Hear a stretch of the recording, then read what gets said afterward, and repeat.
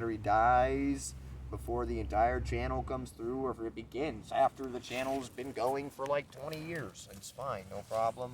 Just trust the present moment. We'll trust that the present moment started us exactly where we needed started. Like maybe somebody's having phone battery trouble right now in their life, and we're talking about it because they somehow clicked onto our stupid video, and then they learned something real cool, and they found out that even their phone battery trouble is a great perfection and a wonderful showing of authenticity when expressed in a way directly and with impeccability, you know.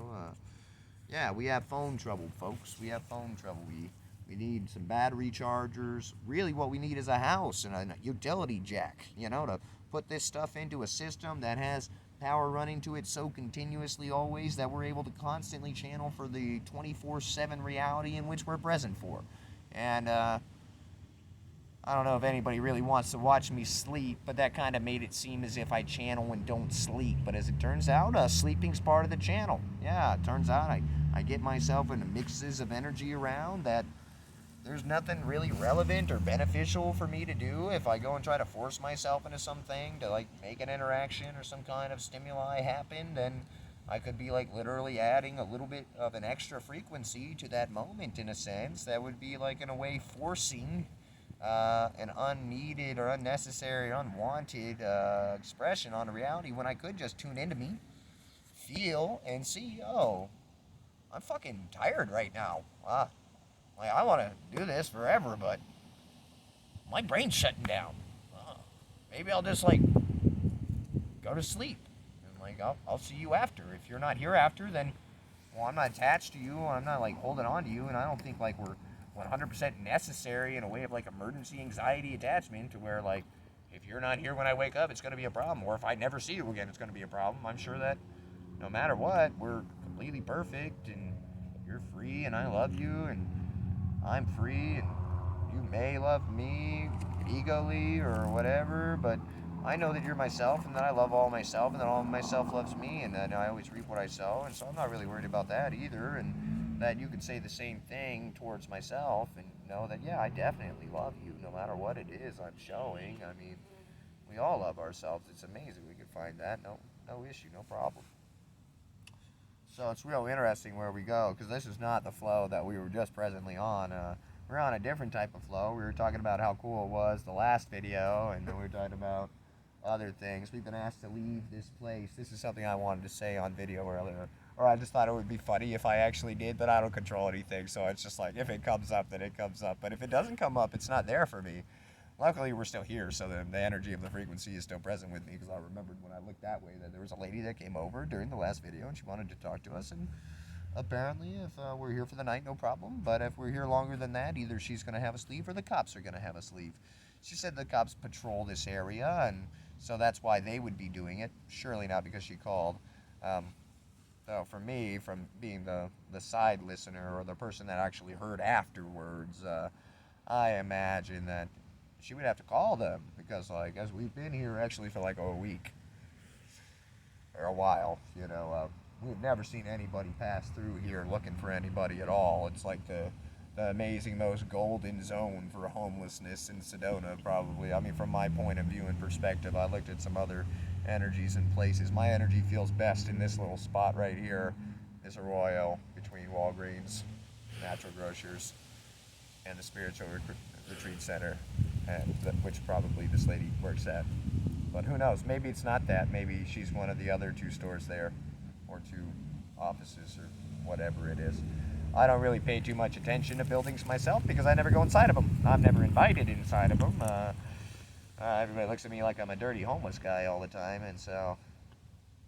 Oh yeah, and I'm crazy, insanely expressive too. If you look at me in a way of judgment, I'm going to say something insane about it.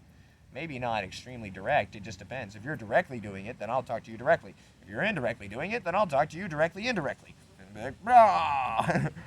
And I'll just move the energy through that way. Radical self-expression, you know, the moment that I see something, I become its tune. And that's me pulling its energy in a certain sense. So like, oh shit, sadness, bam, what the world?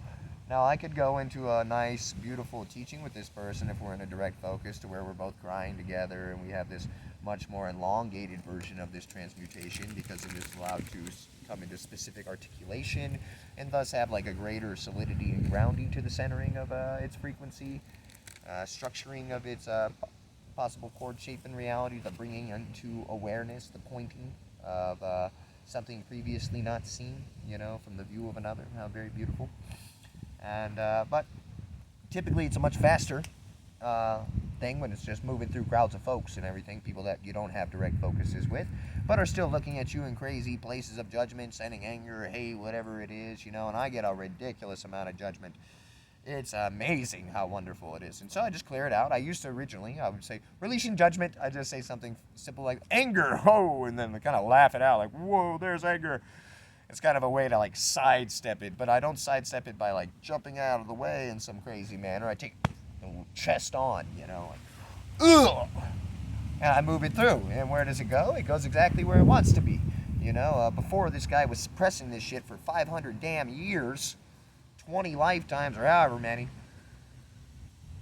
And so that anger, that judgment, or this hate, or this sadness, or this or that, or whatever, it didn't get to be moved through. So, I get to move it through. Sometimes I get to move people's happiness. That's amazing when they're suppressors of happiness. I'm like, wow, you're so beautiful. What an amazing being to suppress beautiful things because you're afraid of shining too brightly and making other things upset. That's a high rate of compassion and consideration for all beings around you, that you would dim your own light to help them feel more positive. That's really beautiful. It's also a great ignorance, like one of the greatest ignorances in the spiritual community and probably all the world, really. It's an ignorant compassion to where I don't let myself be because I might affect you by my being. It's like the sun in the sky. It's like he comes out in the morning time, nice bright rising. Here's the sun. Oh, but he notices that morning star. He says, oh shoot, if I go too far, nobody's going to be able to see this morning star. And then how will the morning star feel? Meanwhile, in morning star land, the other solar system that star's a part of, it's a blue giant. It's just a huge star. I mean, it cripples the look of what our star looks like in the sky. Like you might not even could see our yellow star from the perspective of this blue giant. You're like, no wonder it's the one still in the sky in the morning. I mean, it's fucking big, And that guy is not over there like, oh, that damn sun, come out again. Everybody was looking at me, checking me out. I was feeling all pretty. He just crippled my flow. Nobody says that about the sun. If the stars are giant spherical balls in the sky, somewhere out in space, blazing infernos of different elements that burn for extremely long amounts of time, do you really think that they would be jealous of the sun? If they're just little blops in the sky because we're flat earthers, I don't know the whole flat earth theory, though, so you guys have to tell me if I'm off point on this. Sorry if any of you are watching, but you're silly. Okay, anyways. Because it's just silly. It's just so funny. It's like, okay, you have, in a way, shown the world what they don't know, which to me is very beautiful. That you can present to them that the world is flat and that they could question if not, the world be a sphere. I love that. I love that we could question that we're like, oh, fuck. I actually don't know if the world's round. Holy shit! I thought I knew that. Like, everybody's agreed. Alexander the Great called it a globe, said the circumference of the globe. After his time, people would kill you for calling the Earth a globe. And then the Earth was flat again, which had edges that if you went off, you would, I guess, go into the abyss of nothing. I'm not sure how they really describe the tidal wave or the waterfalls at the end of the world, but cool, awesome. That's another thing about flat Earth that kills me, though. So you're saying to me I could go in a direction, one direction, west, and that eventually I teleport to the other side of flat Earth. And I don't notice this. And then I'm going still in that direction. So I just like go line, and then line, and then line, and then line. Now that doesn't make a lot of sense. Some people say, no, it's actually a disc. All right, so I'm going line, through space, nobody understands. Line, through space, nobody understands. Line. Like, the logicalness of this is just insanity to me. But there are people that believe the world is 10,000 years old and that God created everything in the blink of an eye using His Word. I would say that this is probably true, but maybe not like in the same manner in which we have been viewing, which has been quite rudimentary, quite basic, kind of caveman style theorizing, but that's not a big deal, whatever. I mean, that's what happens when you listen to one guy for thousands of years and decide that that's the belief that you understand and know or something, but, you know, that guy didn't fucking know what he was telling you, so go ahead and expound your articulation of reality and your imagination of what's possible in consciousness based on that guy, whatever. You can find your own experience. That would be pretty cool, you know? And a lot of people have found their own experience, and so it is kind of pretty cool, and it's also, like, usually filtered through a template of dogmatic expressionism, and it's pretty insane, actually. I'm like, oh.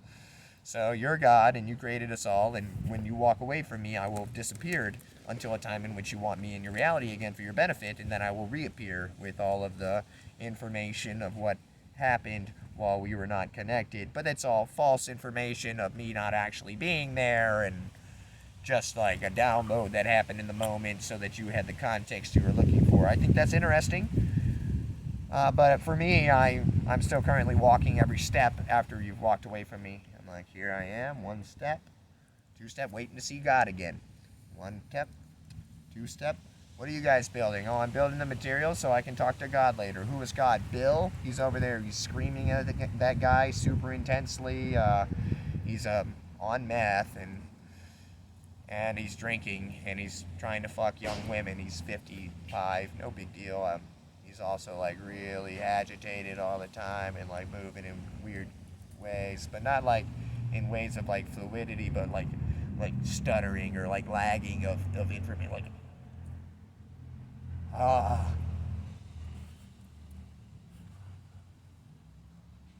I do that sometimes. You see, I just did it, but usually it's not my main thing. And all those guys are wonderful, perfect, amazing, limitless channels of consciousness. It's just the confusion of Godhead mentality that I think is just a terrible thing to have happen to reality, really. I mean, because I look at it and I judge it in a way. I look at it and say, wow, that looks painful. And, you know, that's also not for me to change, like as if there's like some kind of emergency happening with that guy over there. They are perfect. They're existing extremely perfectly as that. And it's very difficult. So for any time that anything comes into my present awareness, the direct focus, I try to help it, you know, from whatever ability that I have in the moment. So if I see that there's an inconsistency with what is true in consciousness and what is illusory, I do my best to bring awareness to that just through the expression of my experience. Now, does that mean I look at something across the street and think, man, that needs me? Absolutely not. If it comes into my direct focus, it's here with me presently, you know, then we have somewhere to work with, whatever that is. I don't really have judgments of people in the way that would cause them to be greater or lesser in the way of right or wrong. But I am able to use a discriminating awareness. I am able to discriminate. I can see very specifically with a great amount of precision what's happening with a being in front of me. And that doesn't mean that it's wrong for that happening, but I can see when a being is hitting its head into a rock, and that because it's doing that, its skull is going to rupture, its brains will recede out of that skull, and it will no longer be living. And because I can tell this, I can also, when moved to a place of compassion and spontaneity in the moment from just my response or reaction to the stimuli happening in front of me, I'll be like, you know, if I see somebody doing that right now, I'm going to stop them. You know, that's what I'm going to do personally. I'm not saying that you have to do this, and that if you don't do this, it's wrong. Whatever you do is absolutely right. So maybe I don't stop it because, I don't know, I don't think it's going to help or something, or I'm scared, or I'm insecure, or like I think if I stop them, then they'll start bashing my head into that rock, or whatever it is, you know. I'm like, oh, fuck, super disturbing, whatever it is, you know. Any one of my responses are something to become aware of, and in a great perfection, when we become aware of the reasons perhaps as to why. Now, the reason as to why could be simply, yes, that guy was going to smash your head into that rock if you would have stopped him, so wait till he knocks himself out. No problem.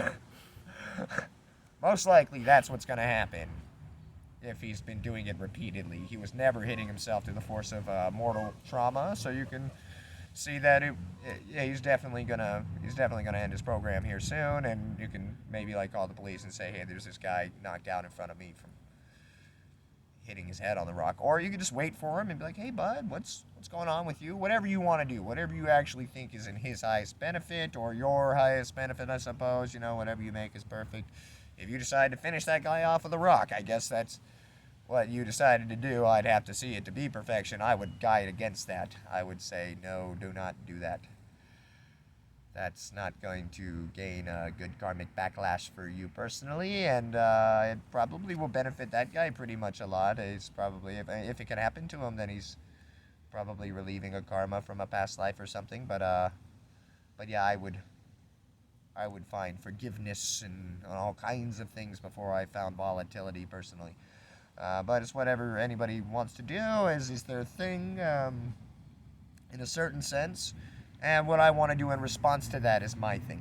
And so when I see a guy hitting himself with a rock, I feel very strong and confident, I'm going to stop that guy from hitting his head against a rock. I don't know, maybe I'll grab him by his body and thrust him sideways in order for him to be far from the rock he was hitting himself in the head with.